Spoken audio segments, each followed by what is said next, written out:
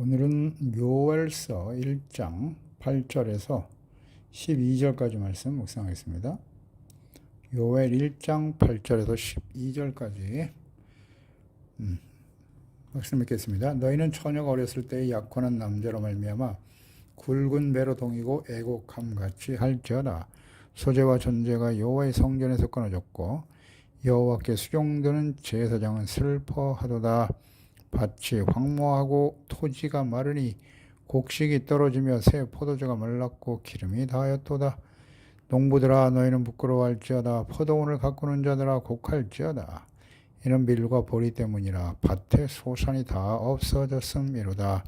포도나무가 시들었고 무화과나무가 말랐으며 석류나무와 대추나무와 사과나무와 밭의 모든 나무가 다 시들었으니 이러므로 사람의 즐거움이 말랐도다. 아멘. 제사와 예배가 끊어진 이스라엘. 하나님의 말씀을 듣고 회개하고 돌이킬 것을 하나님께서 명하고 계십니다. 내 땅, 내 포도나무, 내 무화과나무. 포도나무, 무화과나무는 이스라엘을 의미하는 대표적인 과실나무들이죠. 그리고 내 땅, 다 하나님의 소유라고 분명히 말씀하고 계십니다. 그러니까 하나님의 언약의 백성 이스라엘에 대한 표현이죠. 포도나무나 무화과나무는 과실나무들입니다. 열매를 맺어서 하나님을 기쁘시게 해야 할 이스라엘이 부패하고 악을 행하여 돌이키지 않으므로 가지까지 하얗게 벗겨지게 될 것이다 라고 말씀하고 계십니다. 열매가 없는 나무들은 하나님의 공의의 심판에 직면하게 될 것이다 라는 말씀이죠. 그렇기 때문에 죄를 깨닫고 울며 회개하는 자들이 되라 라고 말씀하고 있습니다. 이어서 8절에 너희는 처녀가 어렸을 때 약혼한 남자로 말미암아 굵은 배로 동이고 애곡함같이 할지어다. 애곡하라. 애곡은 슬퍼하며 눈물을 흘리는 것인데요. 두 가지 의미로 이해할 수 있겠죠. 하나는 하나님께 자신들의 죄를 깨닫고 간절한 마음으로 회개하고 눈물을 흘리라는 말씀일 것이죠. 그러니까 죄를 깨닫고 애통하는 자를 하나님께서 용서해 주시고 위로해 주실 것이다 라는 의미일 것이고요. 또 하나는 장차 임하게 될 메뚜기 재앙 혹은 외세의 침략으로 인해서 멸망할 심판의 날에 약혼한 남자를 잃고 애통하며 눈물을 흘리게 될 것이다 라는 의미의 말씀인 것이죠. 예언의 말씀인 것입니다.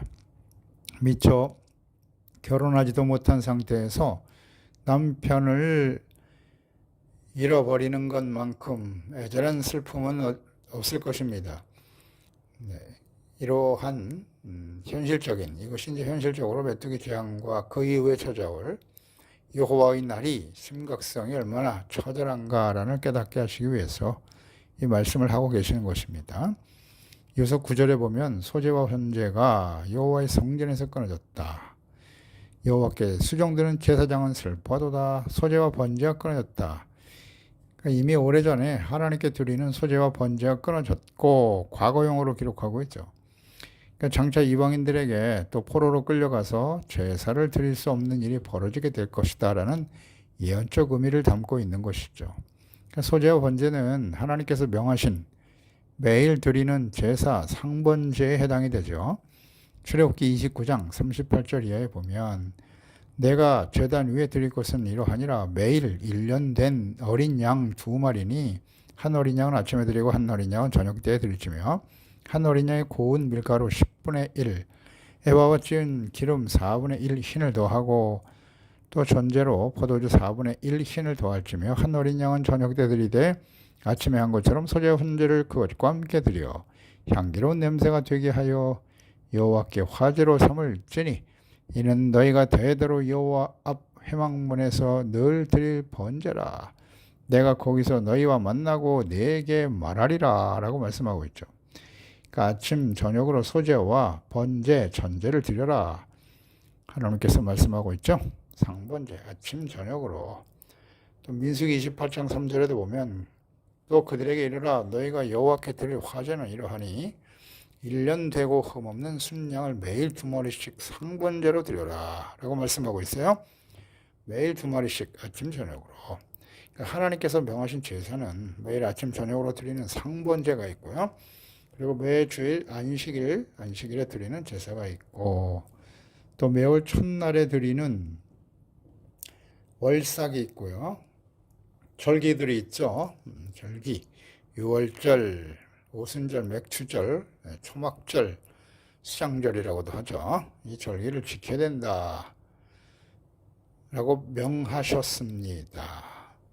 그러니까 이제 이처럼 제사를 드리라. 이 제사의 의미는 매일 하나님과 그 말씀 앞에서 자기 자신의 죄를 깨닫고 버리고 용서받아 의롭고 거룩한 하나님의 백성으로 살아가야 할 것을 명하신 것이죠. 그러나 요엘 당시에 여러 제사들이 형식적으로 드리고 있었을 뿐 진실한 제사를 드리지 못하고 있었기 때문에 하나님께서는 소제와 번제가 끊어졌다라는 말씀을 하신 거예요. 그 호세아 6장 6절에 7절에서 우리가 보았어요. 나는 인내를 원하고 제사를 원하지 아니하며 번제와 하나님 아는 것을 원하노라. 그들은 아람처럼 언약을 어기고 거기에서 나를 반역했다라고 말씀하시는데요. 그러니까 이스라엘 백성들의 부패와 타락의 원인은 온전한 제사를 드리지 않았기 때문인 것입니다. 그러니까 제사의 형식은 있었으나 형식적인 제사를 드렸습니다. 형식적으로 외식하는 제사, 자신들의 죄에 대한 통렬한 회개와 깨달음이 없는 이런 형식적인 제사를 드리고 있었다는 거예요. 언제나 그래요. 이스라엘 백성들의 타락의 원인, 제사와 예배가 형식적이고 사라져버렸다는 거죠. 그러니까 제사가 있긴 있었으되 하나님께서는 이미 끊어졌다라고 과거로 말씀하고 계시거든요. 그러니까 이사야서 1장 4절에 잘 나와 있죠. 슬프다 범죄한 나라요 허물진 백성이요. 이스라엘을 이렇게 말씀하고 있죠. 행악의 종자다 이렇게 표현하셨어요. 행위와 부패한 자식이로다. 그들이 여호와를 버리며 이스라엘의 거룩하신 일을 만홀히 여겨 멀리하고 물러갔도다. 11절에 여호와께서 말씀하시되 너희 무시한 재물이 내게 무엇이 유익하니요.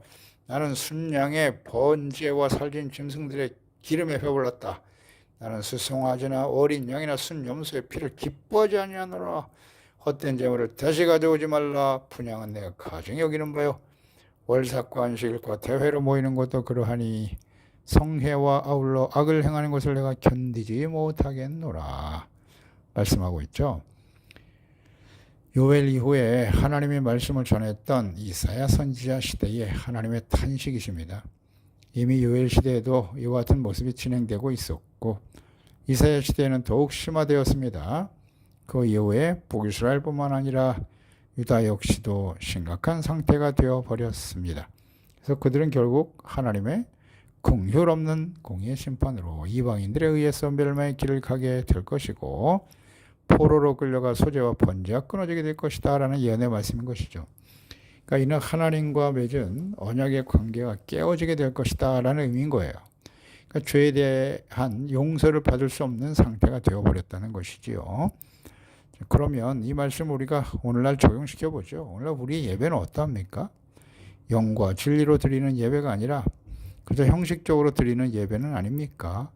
그러니까 예배의 본질과 의미를 잘 우린 이해해야 합니다. 영과 진리로 드리는 예배, 하나님께서 이런 예배를 드리는 자를 찾고 계신다라고 말씀하셨는데요. 영과 진리로 드리는 예배란 무엇입니까? 육신의 생각을 버리고 영이신 하나님과 그분의 말씀을 받아들여 순종하려고 하는 예배. 그 말씀 앞에서 육신의 생각을 버린다라고 하는 것은 육신의 정욕으로 인해서 일어나는 죄악된 삶을 철저하게 회개하고 돌이키는 것을 의미하는 것이겠죠. 로마서 8장 12절에 그러므로 형제들아 우리가 빚진 자로 돼 육신에게 져서 육신대로 살 것이 아니니라. 너희가 육신대로 살면 반드시 죽을 것이로되 영으로서 몸의 행실을 죽이면 살 것이다. 무릇 하나님의 영으로 인도함을 받는 사람은 곧 하나님의 아들이다. 영으로 드리는 예배는 성령님의 인도하심을 따라 몸의 행실, 육신의 정욕, 안목의 정욕, 이 세상의 자랑을 쫓아 일어나는 죄악을 철저히 버리고 주님의 말씀을 따르는 것, 이것이 곧 영과 진리로 드리는 예배고 하나님이 받으시는 하나님의 아들들이 드리는 예배가 되는 것입니다. 이어서 10절에 보면 밭이 황무하고 토지가 마른다. 곡식이 떨어지고 새 포도주가 말랐다. 기름이 다했다. 제사가 끊어졌다라고 하는 것은 하나님께서 더 이상 그들이 드리는 제사와 예배를 받으실 수 없다는 말씀이죠. 이것은 어떤 의미냐?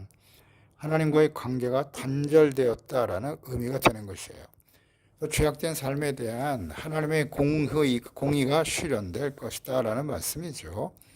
그러니까 제사가 끊어지고 하나님이 받으실 수 없는 제사가 되어버리면 그 결과는 어떠할 것인가? 오늘 본문에 잘 나와 있죠. 밭이 황무하고 토지가 마른다. 곡식 떨어지고 새 포도주가 말라버리고 기름이 없어졌다. 그러니까 곡식, 새 포도주, 기름, 이것은 일용할 양식이죠. 경제적으로 궁핍하고 가난하게 된 것이다. 그렇게 우리가 이해할 수 있겠죠. 그러니까 우리가 매일같이 주어지는 일용할 양식, 우리의 삶에 필요한 재물, 이 모든 것이 하나님의 은혜로 주어지는 것입니다. 이것을 결코 잊어서는 안 됩니다. 신명기 7장 13절에 곧 너를 사랑하시고 복을 주사 너를 번성하게 하시되 내게 주리라고 내 조상들에게 맹세하신 땅에서 내 소생에게 은혜를 베푸시며 내 토지, 소산, 곡식, 포도주와 기름을 풍성하게 하시고 내 소와 양을 번식하게 하실 것이다 라는 약속을 주고 계신데요. 주님을 사랑하고 복을 주신다. 번성케 하신다. 소생이죠. 자녀들 은혜를 베푸시고 토지, 소산, 곡식, 포도주, 기름 보세요. 이게 풍성하게 하실 것을 약속하셨는데 그 전제가 뭐냐? 하나님의 말씀을 듣고 순종하여 의롭고 거룩한 하나님의 백성이 되어질 때 주시는 은혜의 약속이죠. 이것이 바로 제사와 예배의 중요성이기도 합니다. 하나님의 자녀라고 해서 우리가 완전하냐? 그렇지 못하죠. 그래서 항상 하나님의 말씀 앞에서 자신들의 죄와 허물을 깨닫고 진실한 마음으로 회개하고 돌이킬 때 제사와 예배가 그래서 중요한 거예요. 예배를 통해서 깨닫고 돌이키면 하나님께서 우리를 용서해 주시고 우리를 위해서 약속하신 말씀들을 온전히 이루어 주시게 되는 것입니다. 그런데 지금 요엘 선지자 시대에 또 그 이후에 하나님의 백성 이스라엘이 이 제사와 예배가 끊어진다는 거죠. 하나님 앞에 온전한 제사와 예배를 드릴 수 없는 상태가 되어버리기 때문에 그 당하는 시련과 고통이 굉장히 커진다라는 것을 말씀하고 있는 것이에요. 그래서 11절에 보면 농부들아 너희는 부끄러워할지어다 포도원을 가꾸는 자들아 곡할지어다 이는 밀과 보리 때문이라 밭의 소산이 다 없어진다고 하셨고요. 포도나무가 시들었고 무화과나무가 말랐고 석류나무와 대추나무와 사과나무 밭의 모든 나무가 다 시들어버릴 것이다. 이러므로 사람의 즐거움이 말랐다 이렇게 말씀하고 있네요. 이처럼 하나님과의 관계가 단절되어 제사와 예배가 끊어진단 말이죠. 그러니까 예배를 드리지 않는 것도 문제이지만 제사와 예배를 드리지만 전혀 하나님이 받으실 수 없는 영과 진리로 드리는 예배가 아니라는 거죠. 형식적으로 드리는 거예요. 자신의 육체의 종력을 위해서 오직 자기를 위하여 자신의 유익을 위해서 드리는 것, 이것은 우상에게 드리는 제사와 같은 것이죠. 이러한 온전한 제사와 예배를 드리지 못하기 때문에 예배와 제사가 끊어졌다고 하셨으니까요. 그럴 때 그 다가오는 결과는 매우 심각하다는 거예요. 이 말씀 우리는 잘 깊이 묵상을 해봐야 됩니다. 과거에 하나님의 백성들에게만 국한된 문제가 아니라는 거예요. 오늘날 예수 그리스도를 믿고 구원받아 하나님의 은혜로 자녀가 되고 하나님을 알고 주님의 말씀을 듣고 깨달아 순종하는 의롭고 진실한 하나님의 자녀가 되어 살아간다고 하는 건 정말 영광스러운 일이 아니겠습니까?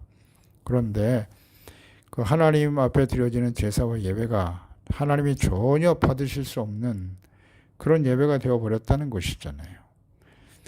그럴 때 그 다가오는 결과가 이와 같이 심각하다라고 주님께서 말씀하고 계시는 겁니다. 경제적인 영적 기근뿐만 아니라 경제적인 기근으로 이어지게 된다는 것이죠. 영적 기근은 하나님과의 관계가 끊어지니까 영적으로 성장할 수도 없고 그래서 성숙한 하나님의 자녀로 살아갈 수가 없게 된단 말이죠. 의롭고 거룩한 하나님의 자녀로 살아갈 수 없는 상태가 되어버릴 때 삶 속에 이처럼 궁핍과 기근이 찾아오게 되는 것입니다. 경제적인 어려움, 기근이 찾아온다. 그러니까 이것은 변함없는 하나님의 뜻이거든요. 물론 하나님께서는 우리에게 축복을 약속하셨어요. 우리의 삶에 필요한 모든 것을 더해 주실 것을 약속하셨죠. 그러나 하나님의 나라와 의를 먼저 구할 때 이게 전제 조건이죠. 그리하면 조건절. 하나님의 나라와 의를 먼저 구하지 아니하고 여정이 이방인들처럼 무엇을 먹을까 입을까 마실까를 염려하며 혹은 하나님보다 재물을 주인으로 섬기며 살아가는 삶, 하나님께 예배와 기도를 드려도 오직 자신의 이익을 위해서 자기를 위하여 우상과 같이 하나님을 섬기려고 한단 말이죠. 이런 일들을 정말 조심해야 돼요. 그런 예배를 드리게 되면 하나님께서 그런 예배와 제사와 예배를 받으실 수 없다는 것이고요. 그건 하나님 앞에 그 제사와 예배가 끊어진 것과 같다라는 것을 우리는 잘 생각해야 돼요. 그 결과는 어떠하냐? 오늘 본문과 같다. 그렇지 않습니까? 궁핍과 기근이 찾아오게 될 것이다. 그러니까 일용할 양식을 걱정하지 않으며 살아가는 일, 이것은 하나님의 절대적인 은혜다라는 것을 우리는 알고 있어야 돼요.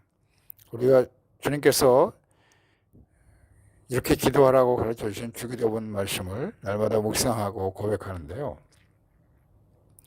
우리에게 일용할 양식을 주옵시고 라고 기도하라고 하셨어요. 그러니까 매일매일 우리가 일용할 양식을 먹고 누리며 살아갈 수 있다고 하는 것은 절대적인 하나님의 은혜인 것을 우리는 인정해야 돼요. 그래서 그 은혜를 항상 감사하고 겸손한 자세로 하나님 앞에 늘 감사하는 마음을 가지고 살아가야 하거든요. 그런데 영적인 부패와 타락과 죽음을, 삶에 있어서의 기근과 사망을 경험하게 된다는 거예요. 온전한 제사와 예배를 드리지 못하게 되면 말이에요. 그 결과가 매우 심각하죠. 영적인 부패와 타락, 더 이상 성장을 이룰 수 없고, 그것은 영적인 죽음, 하나님과의 관계가 단절되는 것이 영적 죽음이에요. 그리고 삶에 경제적인 궁핍과 기근이 찾아오게 되고 육체적인 사망에 이르게 되는 것이다. 분명히 말씀하고 있는 것이죠. 그래서 하나님의 뜻, 또 그 원인과 과정, 결과에 대한 이 하나님의 말씀을 통해서 우리는 교훈을 얻어야 돼요. 진리의 말씀에 대한 분명한 이해가 있어야 되는 것입니다. 이것은 진리의 말씀이에요. 모든 시대에 하나님의 자녀와 백성들에게 그대로 적용되는 말씀인 것입니다. 호세아 6장 6절에서 보았죠. 나는 인애를 원하고 제사를 원하지 아니하며 번제보다 하나님 아는 것을 원하노라 라고 말씀하고 있죠. 하나님이 인애를 원하고 제사를 원하지 않으신다고. 그러니까 우리가 하나님 앞에 구할 것은 인애를 구원하라. 인애를 원한다라고 말씀하셨어요. 인애는 자비, 공의를 의미하는 것이거든요. 그러니까 하나님 앞에 나가서 우리가 제사와 예배를 드리는 의미가 뭐냐. 자신의 어떤 복을 구하고 기복적인 자기를 위한 세속적인 복을 구하는 그런 기도나 예배가 되어서는 안 된다는 것이고요. 주님이 원하는 것은 긍휼이다. 즉 하나님 앞에 말씀 앞에서 자신의 죄와 허물을 깨닫고 하나님 앞에 진실한 마음으로 긍휼을 구하는 사람이 되라는 거예요. 하나님 아버지, 우리를 긍휼히 여기시고 불쌍히 여겨 주시옵소서. 우리의 모든 죄와 허물을 사하여 주옵소서. 이것이 하나님이 원하시는 온전한 제사죠. 통회하는 제사. 자신의 죄 때문에 눈물 흘리며 기도하며 자비와 긍휼을 구하는 예배, 기도, 주님이 이걸 원하신단 말이죠. 그래서 이렇게 하나님 앞에 진실한 마음으로 기도하고 예배하는 것, 그러기 위해서는 하나님을 잘 알아야 되거든요. 그래서 주님께서는 제사를 원하지 않고 번제보다는 하나님 아는 것을 원한다라고 말씀하셨어요. 우리가 하나님을 알아가는 일에 더욱더 힘써야 되거든요. 하나님을 아는 것, 어떻게 하나님을 알 수 있겠습니까? 말씀과 성령으로, 지혜와 계시의 영신 성령으로 거듭나야 되고요. 성령님의 인도하심을 따라 살아가야 하는 것이고, 주야로 하나님의 말씀을 묵상해야죠. 성령의 감동으로 된 하나님의 말씀을 통해서 자기 자신을 발견하고 겸손한 자세로 하나님께 애통하는 심령으로 나아갈 수 있어야 하는 거예요. 그래서 하나님은 언제든지 자신의 죄를 버리고 돌이키면 용서해 주시는 하나님이시고, 그러나 돌이키지 않으면 마음이 완고하고 교만하면 하나님의 공의로 대하실 수밖에 없는 분이다. 이걸 잘 알고 있어야 돼요. 그래서 하나님을 알아가는 일에 더욱 힘쓰는 말씀 묵상과 기도, 성령의 인도하심을 받는 경건의 삶에 힘써야 한다라는 것입니다. 하나님의 사람 다윗, 하나님을 너무나 잘 알고 있는 사람이죠. 하나님과의 깊은 인격적인 교제, 영적으로 깨어 교제하는 사람이 바로 다윗이었습니다. 그의 고백과 찬양과 기도를 볼까요? 10편 51편이죠. 16절 이하에 주께서는 제사를 기뻐하지 아니하시나니 그렇지 아니하면 내가 드렸을 것이다. 주는 번제를 기뻐하지 아니하시나이다. 하나님께서 구하시는 제사는 상한 심령이라. 하나님이여 상하고 통회하는 마음을 주께서 멸시하지 아니하시리이다. 주의 은택으로 시온에 선을 행하시고 예루살렘 성을 쌓으소서. 그때에 주께서 의로운 제사와 번제와 온전한 번제를 기뻐하시리니 그때 그들이 수소를 주의 제단에 드리리이다. 아멘. 다윗, 그가 왜 하나님의 마음에 가장 합한 자일까요? 완전한 사람이었기 때문입니까? 그렇지 않죠. 하나님의 뜻, 하나님의 마음 너무나 잘 알고 있었기 때문이에요. 분명히 고백하죠. 주님은 제사를 기뻐하지 아니하시고 번제를 기뻐하는 것, 그 형식 자체가 중요한 게 아니라 하나님이 원하시는 제사는 상한 심령이라고, 회개하고 자신의 잘못을 하나님께 진실한 마음으로 고백하고 용서를 구하는 제사, 통회하는 마음이잖아요. 절대 하나님이 멸시하지 아니하실 것이라고. 이 하나님을 알고 겸손히 하나님 앞에 나아가 죄사함 받고 의롭다함을 얻은 하나님의 자녀로 살아가기를 간절히 원했던 사람 다윗.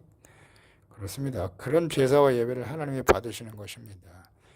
오늘 말씀을 통해서 우리가 지금 하나님께 드려지고 있는 예배와 기도, 그것이 어떠한 의미를 가지고 하나님께 나아가고 있는지 영과 진리로 여전히 드리지 아니하고 자신의 육신의 이익과 만족을 위해서 예배하며 기도하고 그저 형식적으로 예배하는 저희들은 아닌가요? 그래서 하나님 앞에서 우리의 잘못을 버리고 상한 심령이 되어 애곡하고 눈물을 흘리라고 주님 말씀하고 계신데요.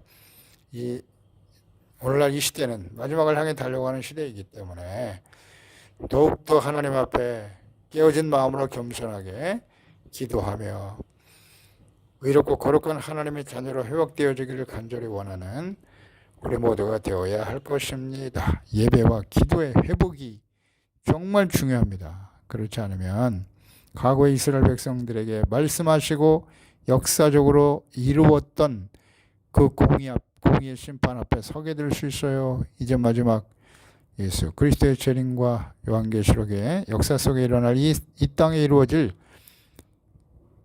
공의의 심판의 날에 처하는 자가 되어서는 안 되겠죠. 은혜로 준비되어 지혜롭고 겸손한 상한 심령으로 늘 하나님께 나아가 영광스러운 모습으로 주님 앞에 설 수 있는 우리 모두가 되어야 할 것입니다. 기도하겠습니다. 하나님 아버지 감사합니다. 오늘도 주의 말씀을 통해서 하나님의 자녀 언약의 백성 이스라엘이 하나님께 드리는 제사와 예배, 그를 통해서 하나님 앞에 죄사함 받고 의롭다함을 얻고 하나님과의 관계가 회복되어 하나님이 다스리신 하나님의 나라에 거룩한 백성으로 살아가야 하지만 하나님의 자녀들이 드려지는 제사, 기도와 헌신이 하나님 앞에서 끊어졌다라고 말씀하고 계시거든요. 형식적으로 드려지는 제사와 예배, 기도, 하나님이 받으실 수 없다는 거예요. 하나님은 제사보다 인애를 원하신다. 그렇습니다. 늘 하나님 안에서 드려지는 제사가 주의 말씀 앞에 하나님 앞에 드러난 우리 자신의 죄악된 모습, 교만하고 어리석음을 진심으로 깨닫고 버리고 돌이켜서 의롭고 거룩한 하나님의 자녀로 살아가는 일에 더욱 힘쓰는 저희들이 될 수 있도록 주의 성령님께서 깨닫게 하시고 인도해 주옵소서. 상한 심령으로 드리는 통회하는 마음으로 주님께 드려지는 우리 제사와 예배와 기도가 되어서 하나님 앞에 자비와 공의를 힘입어 감사와 찬양으로 겸손한 자세로 마지막까지 주님을 따르는 우리 모두가 될 수 있도록 도와주소서. 예수님의 이름으로 기도드리옵나이다. 아멘.